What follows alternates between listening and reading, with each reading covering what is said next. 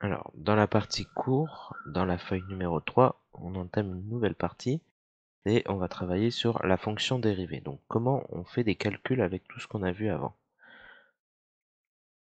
Donc, va falloir retenir quelques formules. Elles sont pas très compliquées et ce sont les fonctions dérivées usuelles. Nous, on a vu que on peut trouver un nombre dérivé. Donc, je vous remonte un peu l'idée. Qu'est-ce que c'était? Donc, graphiquement, on a vu que si jamais on voulait, je sais pas, déterminer par exemple f' de 1, le nombre dérivé en 1, fallait se placer sur le point à la courbe, fallait regarder la tangente à la courbe en ce point, et on regardait le coefficient directeur. Donc f' de 1, par exemple, là si j'avance de 1 et je descends de 2, f' de 1, du coup, c'était moins 2 sur 1, c'est-à-dire moins 2. Donc ça, c'est ce qu'on faisait avant. On pouvait faire aussi quelques calculs, mais je vais pas y revenir. Et en réalité, on a des formules pour dériver des fonctions. C'est-à-dire, si je connais une expression de fonction, si je sais que f de x égale à une certaine chose, mais je sais que f' de x, ça sera égal à autre chose. Et donc, je vais vous donner plusieurs formules, il va falloir les retenir. Donc par exemple, si je prends f de x égale 1, si on essaye de comprendre ce qui se passe sur un dessin, donc je vais effacer le dessin à droite. Donc f de x égale 1, hop, je trace ma fonction égale à 1, voilà. Et ben, le coefficient directeur, je peux placer à n'importe quel point le coefficient directeur ici, étant donné que c'est une droite horizontale, le coefficient directeur vaut 0. Que ça soit égal à 1, ou égal à 2, ou égal à 3, et ici, je peux mettre n'importe quelle valeur, le coefficient directeur sera toujours égal à 0. Donc en réalité, ici, je suis pas obligé de mettre 1, je peux généraliser, j'aurais pu mettre 2, j'aurais pu mettre 3, et pour généraliser, je vais lui donner une lettre, donc par exemple A, avec A un nombre réel. Donc quand je dérive une constante, une fonction constante, j'obtiens la fonction nulle. Donc f de x égale A, f' de x égale 0. Si je vous donne f de x égale x, ici, la formule, donc si on essaye de regarder sur un graphique, on aura une fonction comme ça, linéaire. Et en réalité, quand vous avancez de 1, vous augmentez de 1. Donc le coefficient directeur, ça sera 1 sur 1, 1. Donc ici, on peut voir ça comme le x qui se transforme en 1. Grosso modo, c'est ce qu'on va faire dans la pratique. Pour la fonction carré, alors je vais pas y revenir, il y a eu un exemple de calcul dans une des premières pages. Ici, il va falloir retenir c'est 2x. Je vous montrerai après un moyen simple pour retenir cette formule-là et celle qui suit, x au cube, quand on dérive, ça nous donne 3x carré. Et il y a un moyen assez simple de retenir. Je vous montre. Donc, ici, quand on regarde la puissance 2, ici la puissance 2 vient se mettre devant. Ici, c'est puissance 3, donc la puissance 3 vient se mettre devant. Et maintenant, ce qu'il y a dans la puissance de x, elle est diminuée de 1. Avant, c'était 3, donc là, ça devient 2. Et au-dessus, la puissance de x était le 2. Le 2 vient se mettre devant et la puissance diminue de 1. Donc ce sera x puissance 1, c'est-à-dire x.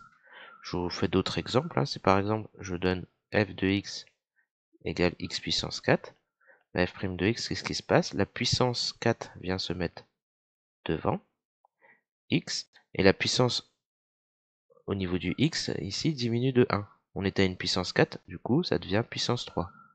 Donc ça, c'est l'idée de toutes les dérivations qu'on va faire. Donc on va faire quelques exemples. Donc f de x, je sais pas, c'est par exemple le 3x.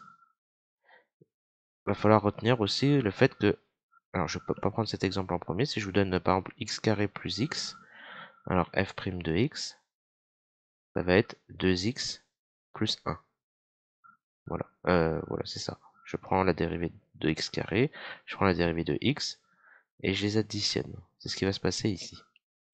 Donc j'ai pas parlé des autres propriétés, mais elles sont assez naturelles. C'est le fait que si jamais je prends une fonction où il y a une somme, pour dériver, je dérive terme à terme. Donc je dérive vraiment chacun des termes. Et une autre propriété, si jamais je multiplie par une constante, je vais faire un exemple tout de suite.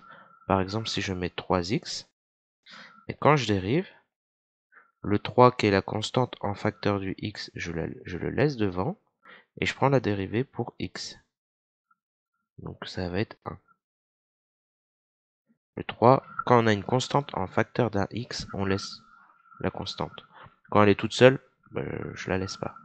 Donc par exemple, petit 3, si je vous donne f de x, je sais pas, x carré plus 2x plus 1, f' de x, c'est quoi?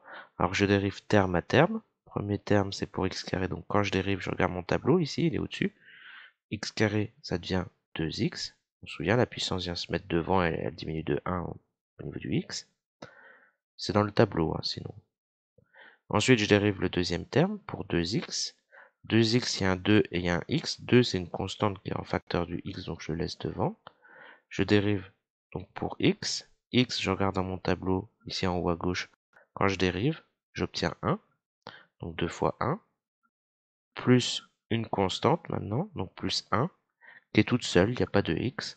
Et quand elle est toute seule, c'est tout en haut, là. Quand je dérive, ça, on obtient 0.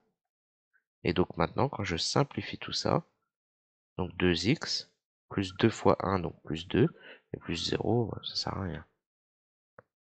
Voilà.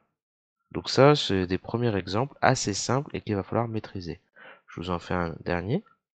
F de x égale, par exemple, 2x au cube. Et quand je dérive ça, qu'est-ce qui se passe? Le 2 qui est en facteur de en x, quelque chose en x, je le laisse devant.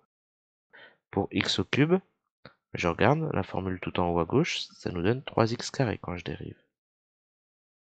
Et donc 2 fois 3, 6, et on n'oublie pas le x carré. Attention, ne pas oublier, puisque c'est souvent des erreurs fréquentes au début, c'est que quand vous faites dériver, vous oubliez le prime. Non, faut bien le mettre. Je le mets à chaque fois. Je vous refais encore quelques exemples. Donc ce sont des exemples qui sont dans le document, hein. Donc avec du carré, donc ce sera les premiers exemples qu'on va travailler. On va travailler sur cela. 3x carré moins 12x plus 1. Donc f' de x, quand je dérive, donc, pour 3x carré, le 3 se met devant. Très bien. Pour x carré, je remets un petit tableau. Donc f de x égale une constante a, f' de x égale 0. F de x égale x, f' de x égale 1. F de x égale x au carré. Ici f' de x vaut x 2x, pardon. Je vais le réécrire. Et f de x égale x au cube. F' de x, c'est 3x carré.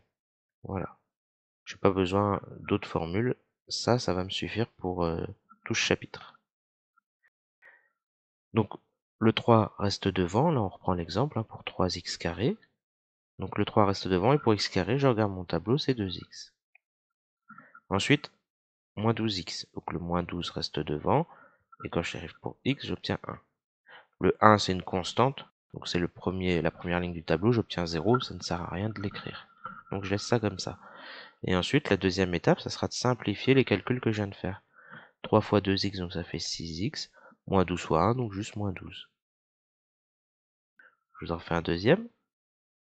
F de x égale, par exemple, x carré moins x plus 1. Très bien, f' de x, pour x carré, c'est 2x. Pour moins x, il y a le moins qui reste devant. Pour x, c'est 1. Et quand j'arrive 1, ça change rien, ça reste tel quel. Je vous en refais un troisième. Par exemple, pour moins 5x carré plus 10, qu'est-ce qui se passe? Alors, f' de x. Donc, je dérive pour moins 5x carré. Moins 5, ça reste devant. X carré dans mon tableau, c'est 2x, donc fois 2x. Plus 10, on se souvient, c'est une constante qui est toute seule, donc il n'y a rien. Ça ferait plus 0. Et ça se simplifie bien, f' de x en moins 10x. Moins 5 fois 2, donc moins 10. Voilà. J'espère que ça, c'est compris. Je vais effacer cela, je vais en faire d'autres. Je les efface, comme ça me permet d'avoir toujours le tableau à portée de main, qui est juste à côté. Comme ça, quand vous avez un doute, vous pouvez vérifier à droite. Alors, exemple petit 4, donc par exemple, f de x, ça va être 2x cube, on fait des un peu plus compliqué maintenant, moins 4x carré, plus 5x, moins 1. Alors je dérive terme à terme. Donc je dérive déjà pour 2x au cube. Le 2 est en facteur, donc je le mets en facteur. X au cube, mon tableau, la dernière ligne, c'est 3x carré. Ensuite, je prends pour moins 4x carré. Donc le moins 4 se met devant. Pour x carré, c'est 2x. Ok. Ensuite, je prends pour plus 5x. Donc le 5 se met en facteur. Pour x dans mon tableau, c'est 1. Et enfin, là, c'est une constante, il n'y a pas de x, donc c'est 0. Ça sert à rien de mettre quelque chose. Je simplifie maintenant mes valeurs.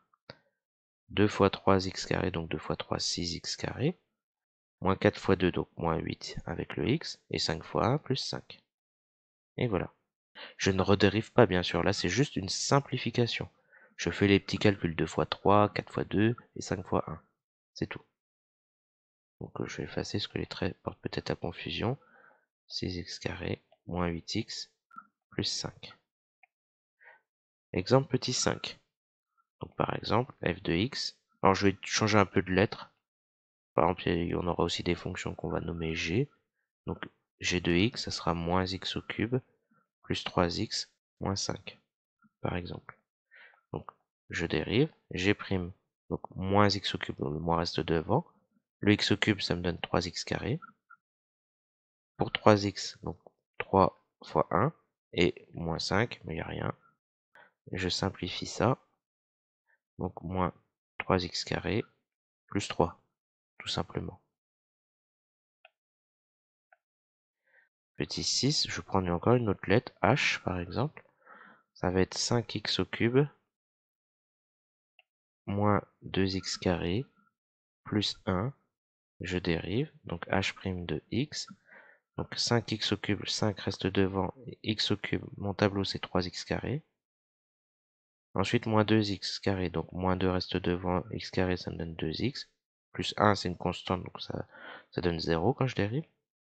Donc j'ai pas besoin de l'écrire. Alors 5 fois 3x carré, donc 15x carré. Moins 2 fois 2x, donc ça me donne moins 4x. Et voilà, j'ai tout dérivé. Et maintenant vous pourrez donc faire l'exercice qui est noté, le numéro 8. Voilà.